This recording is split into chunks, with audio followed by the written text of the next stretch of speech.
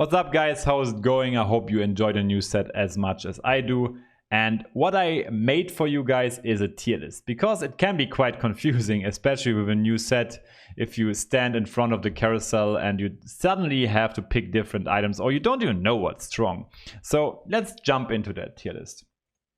So I took a look at certain factors while making this. I first of all thought about how hard are the components to get, how good is the item standalone, and how flexible is it, so how many comps can you play it actually. So you will, these upper items I will make pretty often, and these lower items, well, not so often. Well, a B tier maybe, but I also want to tell you quick why I put certain items at a certain spot. We have the Iceborne Gauntlet. You can play it in every comp, and actually it's not very expensive to make, plus it's synergized with the new cloud field. That thing is just broken, has to be nerfed. It's like the old Frozen Heart, but almost better. Rageblade is the attack item number 1. You can put it in Sorc comps to get more mana, more attack speed. It synergizes with the Inferno Hex, and you can basically put it into every composition. It's super crazy, super affordable as well, with just a bow and a rod. The Blademaster spot is so strong because nowadays the Blademaster trait says 2, 4, and 6, and it also means Blademasters are just good in general, and it makes it super splashable. So making a unit which attacks fast anyways, a Blademaster, is super viable nowadays. If you have an Azir, just give him a Rageblade and make him a Blademaster and he will hard carry you.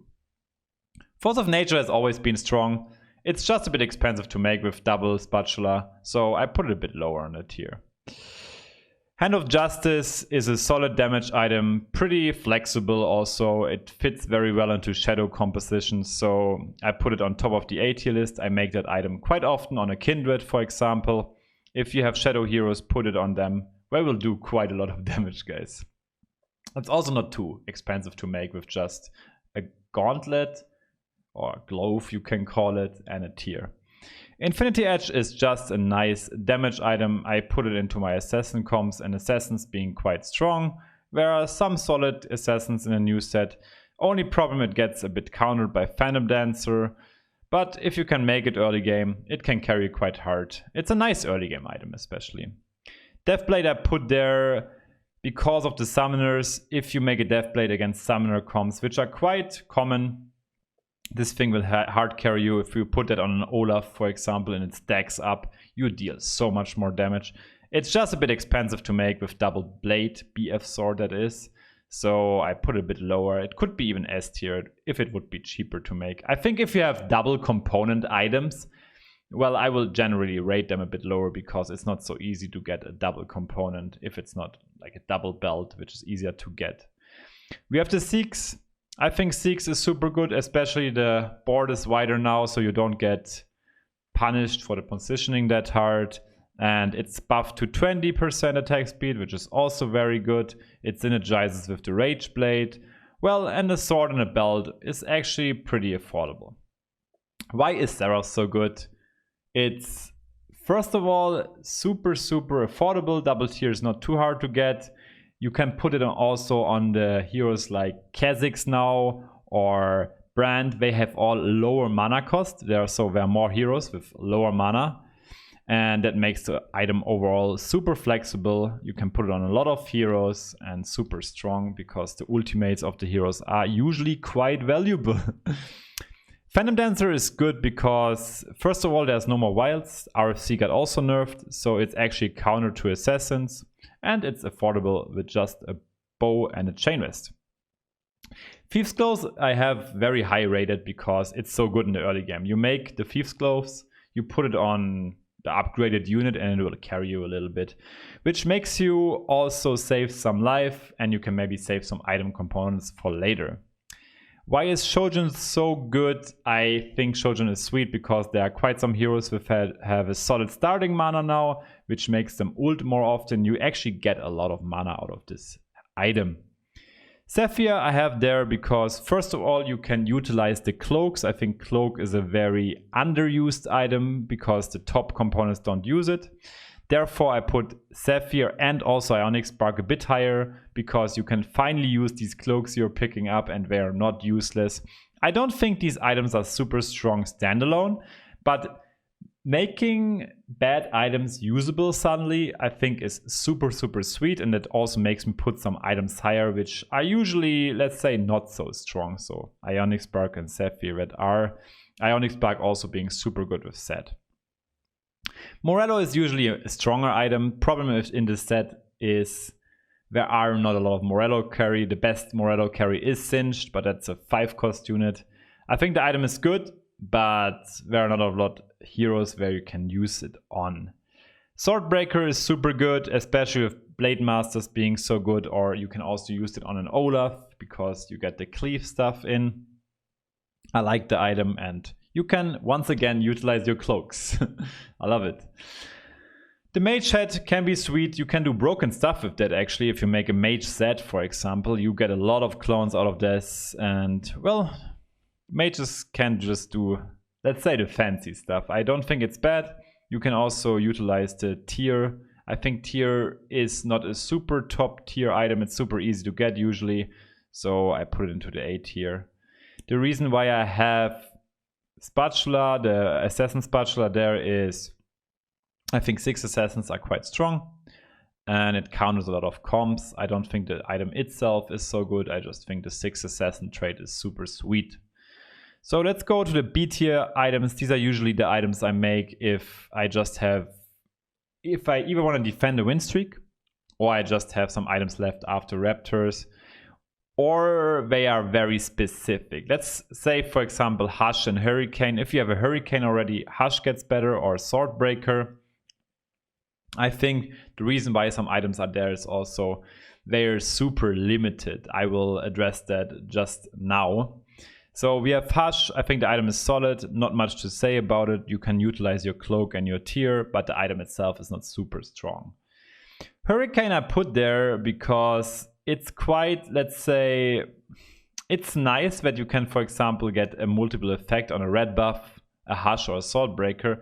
The item itself is just not that strong, but in certain comps you want that. It's for sure good on a Vayne 3-star if you play light Hyper roll.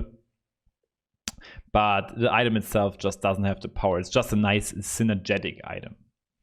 Loons Echo is pretty easy to make. I sadly don't think you can put it on too many heroes. The reason why I have it up there is it's very strong early game and it's very good on Kindred, which is, well, very often in your early game comps if you play the game to win. I have the Giant Slayer a bit lower ranked. I think in the right comps it's super strong, especially in Blade Masters. If you get a Severe online and the multiple bounces with the Hurricane, you actually get a double proc. Super sweet. Problem is the components are a bit expensive. You get a sword and a bow to use that. That's a bit much. Spell Crit can be good. I put it a bit higher because you can put that on Diana. I also think it's very sweet on Brand, for example. Every spellcaster which deals a lot of damage, so it's okay. The problem is you use a glove and a rod for that, which you usually want to, well, use for the Rageblade or the Iceborne Gauntlet. The reason why red buff is here, I think it's hard to apply red buff on multiple targets nowadays. You can do that with a Hurricane, for example, or with Berserkers. This is where it shines very much, especially like Bloodthirster and red buff you play on Olaf usually, but it's just so unflexible. You can only play that in the Berserker comp and maybe sometimes in Rangers if you have the red buff with the Hurricane, but otherwise not really useful. And the sword is just a very expensive component. Frozen Heart is alright. Use a tier and a chain rest with that. I don't think the components are super expensive, but the item itself is not that strong anymore because if the carry dies, the effect goes away. Iceborne Gauntlet is certainly more powerful there. I use the items usually for something else, but if you can make it and you have a Frozen Heart on set, it also copies. That can be super sweet. We will also address certain strong item combinations in another video. I just want to give you guys actually a guideline on what items to pick. So yeah. Death Cap is nice, especially on Brand or a spellcaster with a lot of damage. The problem is you need double Rot, and I think Rot can be an item you're searching for quite often for a Rageblade, for example, or Morello sometimes.